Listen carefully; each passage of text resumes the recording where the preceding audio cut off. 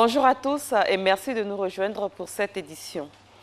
La deuxième édition de la conférence internationale sur l'émergence de l'Afrique suit son cours. La problématique de la mise en œuvre des plans d'émergence de l'Afrique est au cœur de cette rencontre. La journée d'hier était meublée par un panel présidé par Daniel Cablon-Duncan, vice-président de la République de Côte d'Ivoire. La deuxième conférence internationale sur l'émergence de l'Afrique referme ses portes aujourd'hui. Comme indiqué, cette conférence sur le développement économique et social du continent africain planche sur les bonnes pratiques en matière de mise en œuvre des plans d'émergence sous les angles institutionnels, économiques, mais surtout sur les conditions de mise en œuvre des plans de développement. Les explications de Lansine Bakayoko. La conclusion de ce panel est sans réserve. La société civile et le secteur privé ont un rôle majeur à jouer dans le processus d'émergence de l'Afrique.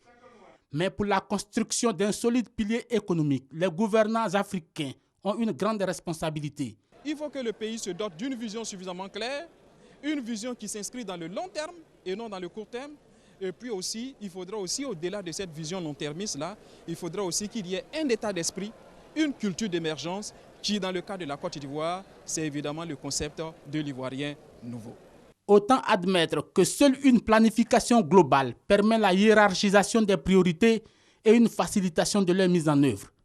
À cela, il faut ajouter une mobilisation maximale de ressources financières en faveur du secteur privé. Cet effort doit être résolument tourné vers l'avènement de champions nationaux. Il faut regarder le secteur privé national dans nos pays. C'est ça, c'est ces entreprises locales-là qui doivent créer les conditions favorables, qui doivent créer la richesse et l'emploi. Et donc, il est important aujourd'hui que l'État puisse créer ce terrain favorable à travers donc, le soutien à ce que nous appelons depuis un certain temps les champions nationaux. Un autre aspect est le développement des coopérations régionales.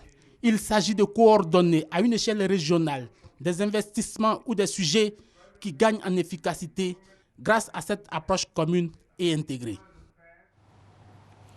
Un mot d'infrastructure, le Premier ministre Amadou Gon Coulibaly a posé hier la première pierre des travaux de prolongement de l'autoroute du Nord, section Yamoussoukro-Tiébissou. Ce projet fait partie des projets d'autoroute régionale, dont celle qui reliera Abidjan à Ouangolodougou et Bamako. Il s'agit de 37 km de route à bitumer sur 24 mois. Dans le domaine du commerce, le ministre du Commerce, de l'Artisanat et de la Promotion des PME, Souleymane Diarra-Souba, a visité récemment les grandes surfaces, une façon pour lui de s'imprégner des réalités sur le terrain. David Soyo, Moussa Konaté. Responsables, employés et clients de certaines grandes surfaces reçoivent un visiteur particulier, le ministre du Commerce, de l'Artisanat et de la Promotion des PME. Une visite de Souleymane Diarra-Souba pour s'enquérir de l'effectivité du respect de la période de solde instaurée par le gouvernement. Nous avons deux dates réglementaires, du 10 mars au 31 mars et du 10 août au 31 août. Donc je suis venu m'assurer au sein de ce supermarché que les dispositions prises par l'État concernant les soldes sont effectivement respectées.